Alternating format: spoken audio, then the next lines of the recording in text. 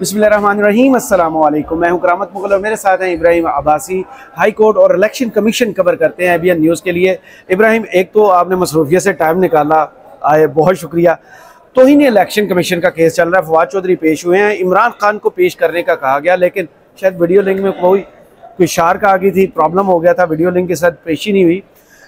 तौहीन election commission किस चक्कर में है? इस इदारे ने जब पूरे पाकिस्तान का मैंडेट किसी और की झोली में दिया, PTI के साथ पार्टी बन के सामने खड़ा रहा शुरू से लेकर अब तक। इसका 3 अप्रैल से कंडक्ट देख रहे चीफ इलेक्शन कमीशन को आज तक, जिस इदारे ने पूरे पाकिस्तान की तौहीन की है, वहाँ तौहीन अदालत का केस, कितना कॉन्फिडेंस चाहिए ऐसा केस सुनने के लिए? बहुत बहुत शुक्रिया। देखें कामत भाई, आप और दूसरा, क्या उनको पता है कि आज अमेरिका ने उनकी क्या बेइज्जती फरमाई है? वहाँ की कांग्रेस ने 368 वोट देकर उनके मुंह पर इतना जोरदार तमाचा मारा है कि ये 2 इदारे, इलेक्शन कमीशन और सुप्रीम कोर्ट, जिन्होंने बल्ला छीना था, पाकिस्तान के लोगों का मैंडेट छीना था, उनके साथ आज सलूक क्या किया उन्होंने? बहुत बहुत शुक्रिया करामत साहब। देखें, पहले जो आप बात कर रहे हैं ना, तो तौहीने पाकिस्तान के अवाम की, वो मैं तौहीन इसको सिर्फ पाकिस्तान के अवाम की नहीं कहूँगा। आपको याद होगा कि ये आइन की खिलाफ वर्जी की, आइन तोड़ा इन लोगों ने, इनके ऊपर तो आर्टिकल 6 भी लगना चाहिए। आपको याद होगा, जब हुकूमत PTI की आएगी तब हो सकता है ना, इस वाली हुकूमत में तो हो नहीं सकता। नहीं, कानूनी अगर आप बात करें, कानून तो खैर इलेक्शन कमीशन साहब के उनके करीब से भी नहीं गुजरा। दूसरी बात मैं आपको बताऊं, देखें आपको याद होगा कई, एक मौका नहीं है, कई ऐसे मौके जो भी जो है वो इलेक्शन कमीशन ने फैसला किया, अदालतों ने उसको रिमूव किया है। अब भले वालों ने फैसला किया, यहाँ पे खास लोग बैठे थे, उन्होंने उसको वही बरकरार रखा, लेकिन बाकी जो फैसले हैं वो सारे उड़ा दिए इलेक्शन कमीशन से। मुझे जब बताया जिस वक्त यहाँ पे जो इलेक्शन किसने करवाने थे, जो 3 रुकनी बेंच ने फैसला किया कि आप इलेक्शन करवाए, वो नहीं करवाए। तो इन्हें इलेक्शन कमीशन, तो इन्हें अदालत अलग से हुई और जो है वो आइन शिकनी अलग से हुई। इस्लामाबाद में बलदियाती इंतखाबात करवाने का कहा गया। इस्लामाबाद हाई कोर्ट के 2 डिवीजन बेंच ने और कुल मिला के 3-4 जजेस ने वक्फे से फैसले किए कि आप ये करवाएं, रिपोर्ट ला के दें। जिस दिन बल्कि हुक्म दिया जस्टिस अरबाब मोहतर साहब ने कि आप जो है वो कल इंतखाबात करवाएं या फलां तारीख को करवाएं, 3 तारीखें दी गई, नहीं हुआ। वहाँ पे तौहीन अदालत अलहदे से हुई, साथ में जो है थोड़ा लाउड बोलिएगा, तो इधर पता ना लोग सारे काम कर रहे हो, वो भी है। तौहीन अदालत अलहदा से हुई, आइन शिकनी अलहदा से हुई, उनके खिलाफ कोई कार्रवाई नहीं हुई। आज जो बल्कि शोएब, आज जो समाअत हुई उसमें जो है फवाद चौधरी साहब को कल जो है वो उनकी केस की समाअत थी, उसमें हाजिरी के इस्तिस्ना की दरखास्त थी। आज उनको कहा गया था कि आप पेश हो जाएं।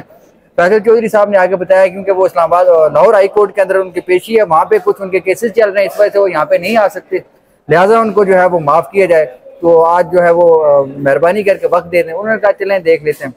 जो खान साहब का था, खान साहब के मामले में तो लाहौर हाई कोर्ट के अंदर उन्होंने पिटीशन दायर की, दरखास्त दायर की पाकिस्तान तहरीक इंसाफ की तरफ से। वहाँ पे ये हुआ है कि उन्होंने हतमी ऑर्डर करने से उनको ऐसे पहले से रोक रखा है, जो तकरीबन 1-1.5 महीना पहले की ये बात है।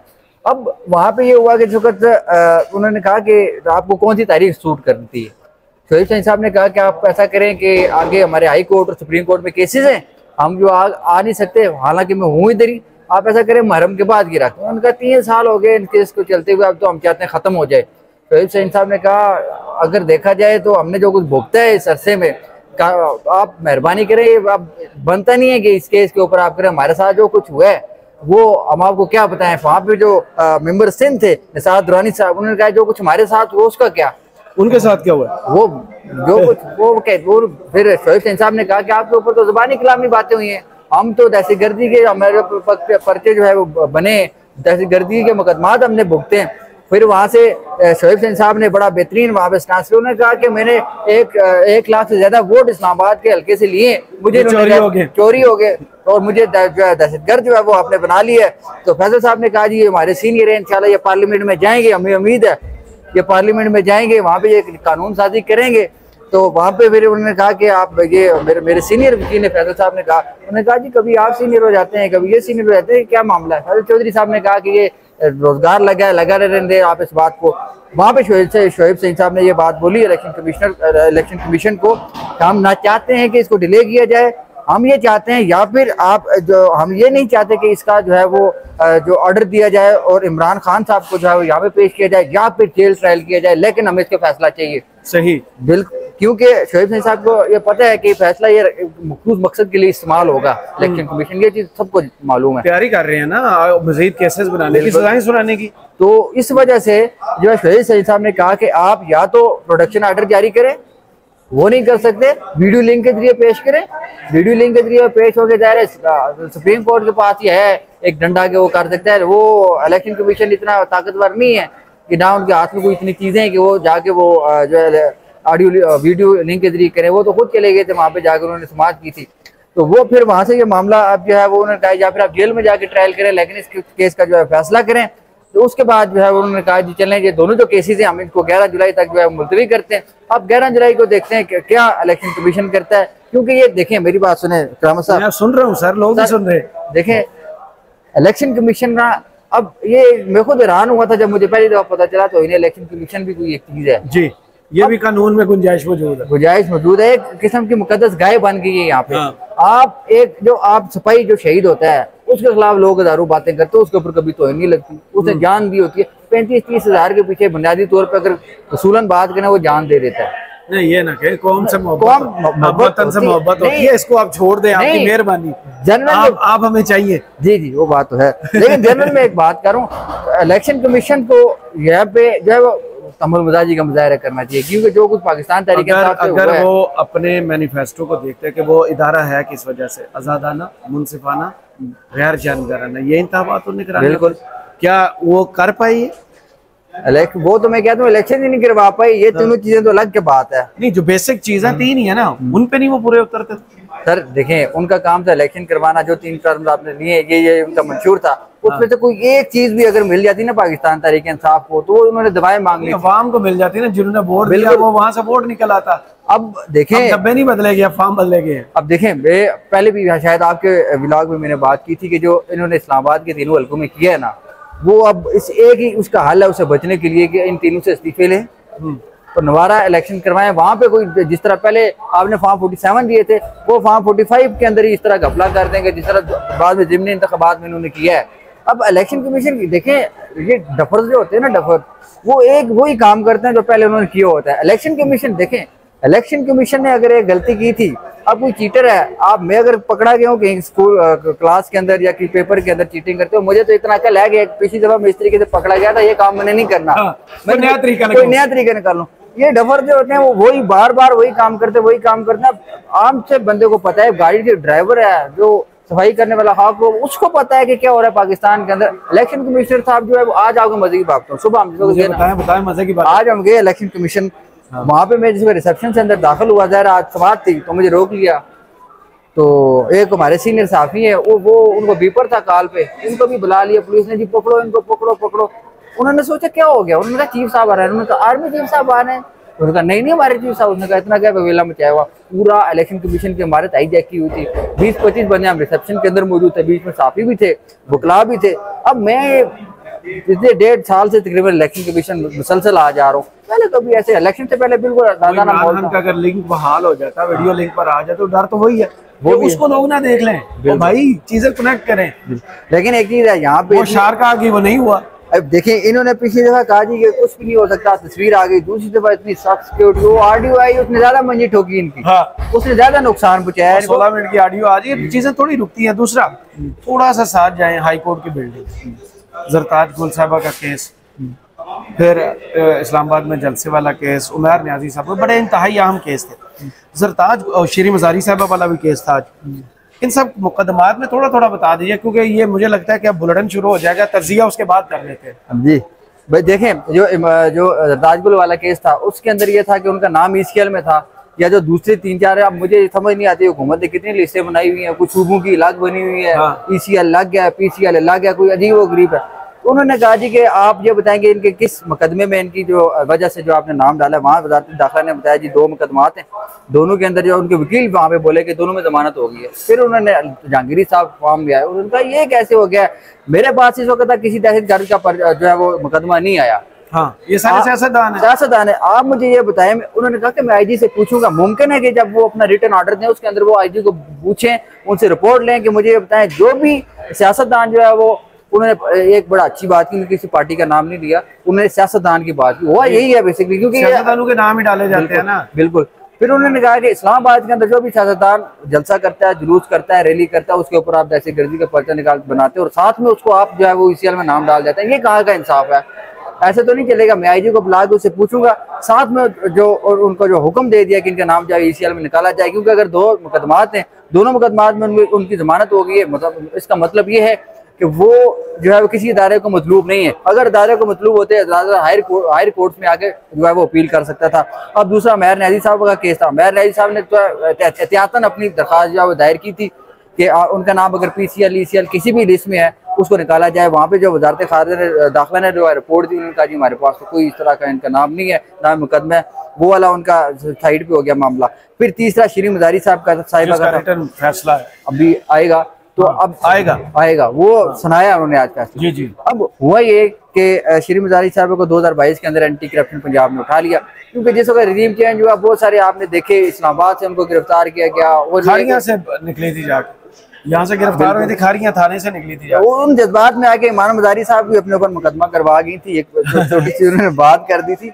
फिर ये उसके अंदर ये हुआ कि गैर कानूनी करार दिया, उस एंटी करप्शन के इस इकदाम को जो है वो कलअदम करार दे दिया, और साथ में बड़ी चीज हुई है। आज इसका जो फैसला आएगा वो बड़ा इंपॉर्टेंट है, इसलिए मेरी नजर में हो सकता है वो इस वजह से क्योंकि जो सेक्रेटरी एस्टेब्लिशमेंट डिवीजन और महकमा दाखिला पंजाब है उनको जो है हिदायत दी गई है अदालत की जानिब से कि आप इनके ऊपर तहकीकात करें। अगर ये ऑर्डर में ये चीज लिखी गई कि इनकी तहकीकात करें और जो रिपोर्ट है वो अगर हाई कोर्ट ने मांग ली, इसका मतलब ये होगा कि हाई कोर्ट उसके बाद इसके उन अफसरान के ऊपर, उन लोगों के ऊपर जिन्होंने गैर कानूनी तौर पर इनकी गिरफ्तारी डाली, गैर कानूनी जो है वो काम किया, उनके खिलाफ कार्रवाई भी अमल में ला सकती है। हाई कोर्ट ऑर्डर कर सकती है कि इन लोगों के खिलाफ जो है वो आप कार्रवाई करें। अब चौथी बड़ी है डेवलपमेंट पाकिस्तान तहरीक इंसाफ के जलसे करने की इजाजत थी। अमर मुगल साहब की जो दरखास्त थी, आपको पता है कि 4 जगह इन्होंने जगह मांगी थी इस्लामाबाद में, वहां से इनको रबात भेज दिया, रबात से फिर वो खुद स्वाद चले गए। उसके खिलाफ अमर मुगल साहब में उन्होंने बताया था ना DH है भाई, वो क्रीज और ना बन जाए, बिल्कुल वो भी है, लेकिन एहतियात जो है वो उन्होंने की। तो उसके ऊपर जो है वो जस्टिस बाबर सत्तार साहब ने आज केस की समाअत की। उन्होंने बड़े इंपॉर्टेंट रिमार्क दिए। DC साहब को कहा कि आप जब से तैनात हुए मुझे आप बताएं आपने कितने लोगों को या कितनी सियासी जमातों को इजाज़त दी है और कहाँ कहाँ इजाज़त दी है और कब कब आपने इजाज़त दी है इस्लामाबाद के अंदर जलसा करने की। ये रिपोर्ट DC इस्लामाबाद से मांगी गई है। साथ में शोएब हुसैन साहब को कहा गया है कि आप फैक्ट्स लेके अगली दफ़ा जब भी आप अदालत के अंदर पेश हों, फैक्ट्स लेके जो है अदालत के अंदर पेश हों। और आखिर में उन्होंने ये कहा कि दोनों जो फरीकें हैं ये मामला जो है आप दोनों मिल बैठ के हल करें, फिर आगे आप अदालत को बताएं। अब इसका ऑर्डर आएगा, ऑर्डर के अंदर जो है वो इसकी कब तक समाअत मुलतवी की गई है उसके हवाले से बाकायदा तारीख का बताया जाएगा। कल प्रेसिडेंट सेट किया जाता है हाई कोर्ट की तरफ से कि एक मुकदमा एक FIR कल हुआ शेर रशीद वाले मुकदमे में, जिससे PTI के तकरीबन 99% लोगों को इस वक्त रिलीफ मिलेगा, क्योंकि मुकदमात तो हैं सिर्फ उन पर, और एक ही किस्म के मुख्तलिफ शहर में मुकदमात डाले गए हैं, जैसे 9 मई की मिसाल। दूसरा, जरताज गोल वाले केस में जो आज रिमार्क सामने आए हैं ECL में नाम निकालने के लिए, कितना बड़ा ये रास्ता अब खुल रहा है PTI के लोगों के लिए जो मुल्क से बाहर जाना चाहते हैं, जो उम्रा करना जाना चाहते हैं, या जिनकी फैमिलीज कुछ बाहर बच्चे हैं, वो उनके लिए। देखें, जस्टिस तारिक महमूद जहांगीरी सिर्फ फैसले नहीं देते, ये मेरी बात आप याद में मैंने इसीलिए एक स्टोरी चुनी है, आपने 4 बताई है, मैंने एक बिल्कुल। वो प्रेसिडेंट सेट करना चाहते हैं, क्योंकि कल केस की समाअत हो रही थी जिसके अंदर एक पुलिस की तरफ से छापा मारा गया था किसी होटल के अंदर, वहाँ पे कोई बरहना हालत में लड़कों को पकड़ा गया था। तो उसके अंदर उन्होंने कहा था कि इसके अंदर FIR नहीं होती, इसके उन सेक्शन 496 इस तरह का कुछ जिक्र किया था, मैं भूल गया हूँ, वो जो है वो उसके ऊपर FIR नहीं होती, आपने इसके ऊपर कार्रवाई करनी होती है। उन्होंने अपनी जजमेंट का हवाला दिया कि फलां फलां जजमेंट है। अब इससे 2-3 चीजें जाहिर होती है, इससे चीजें जाहिर हो रही हैं, क्योंकि कल वाला शेख रशीद साहब वाला फैसला जो था, आज वाला जो फैसला आएगा जरताज गुल वाला, उसके अंदर ये चीज देखी जाएगी कि जो सियासतदान है उनके ऊपर किस बुनियाद के ऊपर जो है उनका नाम ECL में डाला जाता है जलसे जुलूस करने की सूरत में। किसी दहशतगर्द का नाम उन्होंने कहा, किसी दहशतगर्द का नाम इसमें ECL में नहीं डाला गया। उसकी वजह क्या है? देखें, जस्टिस तारिक महमूद जहांगीरी क्रिमिनल के अपने दौर में बहुत अच्छे वकील रहे हैं। आज बल्कि उन्होंने एक प्रोसिक्यूटर को जो है उसकी सरजनश भी की। उन्होंने कहा कि मैं खुद प्रोसिक्यूटर रहा हूँ, मुझे पता है किस तरीके से कानून चलता जो है वो अदालत की कार्रवाई लेके जाती है। एक रजिस्टर होता है, उसके अंदर आपने लिखा होता है कि मैंने फलां जो है केस है मेरे पास, उसके फलां जजमेंट की मेरे पास रेफरेंसेस है, मैंने वो देने। यहाँ से जस्टिस तारिक महमूद जहांगीरी साहब खुद लॉयर रहे हैं, इसने इसलिए उनका अंदाजा है कि क्या क्या सुकम है पाकिस्तान की क्रिमिनल लॉ के अंदर। इस वजह से आप देखें जो जस्टिस तारिक महमूद जहांगीरी साहब है वो मजीद आगे फैसले देंगे जिससे प्रेसिडेंट सेट होगा, क्योंकि इस्लामाबाद हाई जब से ये 6 जजेस वाला मामला है उसके बाद मजीद हाई कोर्ट के जो जजेस हैं वो बड़े मुताहत हो गए और उनको आइन और कानून का एक रुतबा उन्होंने अपने लिए बड़ा समझ लिया है और वही इसके ऊपर अमल दरामद कर रहे हैं। इससे ये फायदा होगा पाकिस्तान को, पाकिस्तान की अवाम को, कि जो फैसला वहां से आएगा वो आइन और कानून के मुताबिक आएगा और एक प्रेसिडेंट सेट होगा जिससे दूसरी अदालतों को और लोअर कोर्ट जो इस्लामाबाद के अंदर हैं या दीगर कोर्ट हैं उनको बड़ी उससे मामलत मिलेगी। अब जो इस्लामाबाद जरताज गुल साहिब वाला जो केस है इसके जो फैसला आएगा उसके अंदर यकीनी तौर पे एक रिलीफ पाकिस्तान तहरीक इंसाफ को मिलेगा, क्योंकि अगर आप देखें जब से रिजीम चेंज हुआ है अब उसके बाद इनके खिलाफ जितने भी जब से हार्ड लाइन लिया आप अगर ये कहें पाकिस्तान तहरीक इंसाफ ने, तो इस्लामाबाद के अंदर तो उनको इकट्ठा नहीं होने दिया गया। ये कुछ दिन पहले यही से चंद दिन पहले शोएब शहीन साहब ने कॉल की छोटे से एहतजाज की, वहां पे उनके ऊपर दहशतगर्दी के मुकदमात बना दिए। पूरे पाकिस्तान के अंदर उनको जलसा जुलूस करने की इजाजत नहीं है, इस वजह से उनके जो उनका नाम ECL में डाला जा रहा है बगैर किसी वजह के, यहाँ से दहशतगर्दों को आजाद कर दिया जाता है। और आपने एमल वजीर खान साहब की तकरीर सुनी होगी, वहां से आपको अंदाजा हो गया पाकिस्तान में माजी में क्या होता रहा है, अब क्या हो रहा है। पहले जो दहशतगर्द बनाए जाते थे, अब सियासतदानों को जो है वो मजबूर किया जा रहा है कि वो सियासी दहशतगर्द बन जाए। सही, बहुत शुक्रिया इब्राहिम अब्बासी आपके वक्त का। कमेंट्स बॉक्स में जरूर बताइए वीडियो आपको कैसी लगी। इजाजत दीजिए, अल्लाह।